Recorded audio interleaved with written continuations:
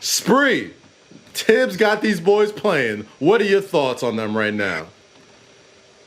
I mean, we told you he was a defensive specialist. He's going to get the guys out there and have them playing hard, and that's half the battle, getting guys to compete every minute of every game. And I knew Tibbs was going to do that from working with him when I was there.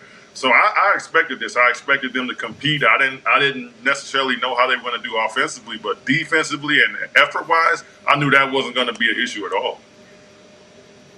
That has held true. Austin Rivers has shown up big in big-time moments, but he actually had a really great quote on the rookie point guard, two guard. We're still figuring out exactly where IQ is going to play.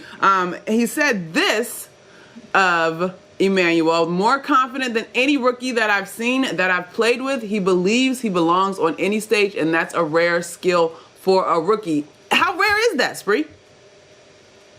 Well, it's very rare because as a rookie, you're put in a situation where you're learning everything. Everything is new to you. You're trying to figure out where your place on the team is. So you just got a lot of things thrown at you. You're in the city. You're trying to find a place to live. You got all this stuff you're dealing with. But to be able to block all that noise out and focus in on the game of basketball and how good you have to be, that's very impressive. Now, I touched on it earlier in the episode. The Austin Rivers is continuing the great tradition of players that wear number 8 and get buckets in the Garden. You saw him last night, 14 straight points to close out the game. What are your thoughts on Austin Rivers for the New York Knicks? I mean, he made some statements before the year even started that he was looking forward to this opportunity. So it's nice to see him bagging it up. He challenged himself as well as his teammates to go out and perform and do better for the team, and I think he's doing that. And I think it's definitely bled over into some of the other guys too. They feel the same way, and it's good for team camaraderie.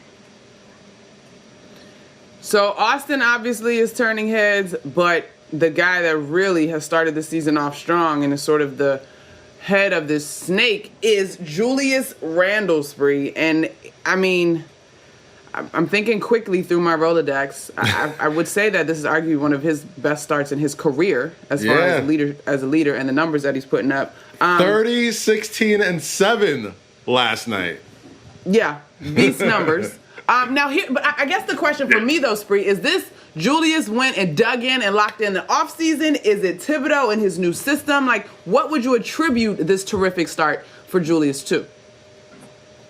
Well, I would say it's a combination of a lot of different things. Like you said, him having to put in the work to get better himself, but then you have a coach who believes in you. If you believe in his system, if you trust in what he's telling you, that can obviously help you as well. So I think those are the main two factors. But, and he's, what is it? I forget what year it is for him, but he had a pretty good year his second season with the Lakers, if I'm not mistaken. So we saw the potential with him, and I watched him a lot at Kentucky. So I thought he would be good in the league, and it's nice to see him doing well for the Knicks right now. Balling out right now, looking like an all-star, probably all-NBA if he can keep this up. Another player who's been looking pretty good, didn't have a great shooting night last night, but definitely contributed to the big comeback, is the second-year star, RJ Barrett. Lots of defense, lots of rebounding, doing pretty well on the other side of the court. What are your thoughts on the development of this Toronto native?